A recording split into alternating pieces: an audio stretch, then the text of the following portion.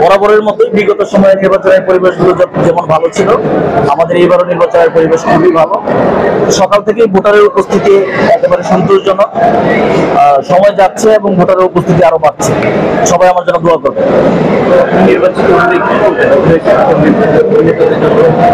আসলে এইটা একটা কমন প্রশ্ন যে নির্বাচিত হলে কি করব। এখানে যারা আমরা ভোটে দাঁড়িয়েছি আমাদের প্রত্যেকেরই আলাদা আলাদা কিছু প্ল্যানিং আছে, তবে আমার ওরকম ভাবে কোনো প্ল্যানিং নাই। একটা স্পেসিফিক প্ল্যানিং নিয়ে আমি আসছি। আমাদের অনেক শিল্পী আছেন যারা হয়তো যোগাযোগের কারণে হোক বা ওনারা অনেক আগে থেকে কাজ করতেন, থিয়েটার করতেন একদম স্কুল জীবন থেকে, তারা অনেক সময় কাজের পরিধি একটু কম, সেই জায়গা থেকে তাদের মনে একটা আফসোস থাকে যে সংঘ আমাদেরকে কখনো কাজের ব্যাপারে হেল্প করে না। আমি সেই আফসোসের জায়গাটা থেকে আসছি। যারা রেগুলার কাজ করেন না বা কাজ করতে পারেন না, আমি তাদেরকে একটু হেল্প করার চেষ্টা করবো, জানি না কতটুকু পারবো।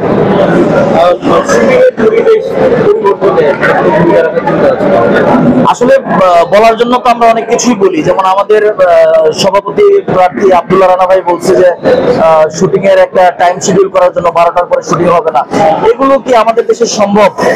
আর যদিও সম্ভব হয় সেক্ষেত্রে আমরা তো ক্যারেক্টার আর্টিস্ট, মেইন আর্টিস্ট যারা আছে, হিরো হিরোইন, তাদের সমন্বয় প্রয়োজন আছে, তাদের সাথে বসার প্রয়োজন আছে।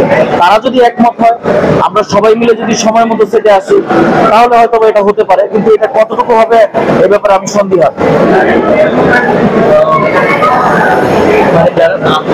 আমার প্রত্যাশা একটাই, আমি যেটা চাই ওই অঙ্গনে আমি চাই যে ওখানে অন্য কেউ হেল্প করুক, আমি যদি পাস না করি। আর এছাড়াও তো আরো অনেক কাজ রয়েছে। আমাদের সংঘ আগের চাইতে অনেক বেশি আগানো আছে। আমাদের পূর্বে যারা নেতৃত্বে ছিলেন তারা সংঘের জন্য অনেক ভালো কাজ করেছেন। এখন যারা আসবেন তারা আরো ভালো কাজ করবেন, এটাই আমার কামনা।